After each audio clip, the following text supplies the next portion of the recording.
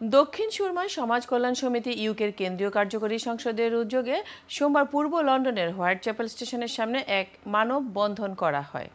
কেন্দ্রীয় সভাপতি অ্যাডভোকেট আমিরুল ইসলাম নজমুল এবং প্রধান উপদেষ্টা অ্যাডভোকেট শফিকুদ্দিন আহমেদের সঞ্চালনায় সবার শুরুতে পবিত্র কোরআন তেলাওয়াত করেন আলহাজ হাফিজ জিলু খান। বিমান বাংলাদেশ এয়ারলাইন্সের টিকিটের মূল্য ঊর্ধ্বগতি থেকে অন্যান্য এয়ারলাইন্সের সাথে তুলনা করে সহনীয় পর্যায়ে নিয়ে আসা, অসাধু কর্মচারীদের বরখাস্ত, অসাধু ব্যবসায়ী সহ সিন্ডিকেট ভেঙে প্রয়োজনে বিমান বাংলাদেশ এয়ারলাইন্সকে প্রাইভেটাইজেশন করা, সিলেট ওসমানী আন্তর্জাতিক বিমানবন্দরকে পূর্ণাঙ্গ রূপ দিয়ে অন্যান্য এয়ারলাইন্সকে অবতরণের সুযোগ প্রদান, সুরমা,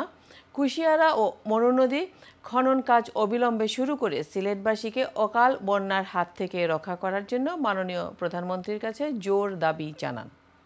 প্রতিবাদ সভায় বক্তব্য রাখেন সর্বজনাব Nurul Islam MBE, solicitor Yawar Uddin, barrister Enamul Haq, Alhaj Hafiz Jilu Khan, advocate Shafikuddin Ahmed, advocate Amirul ইসলাম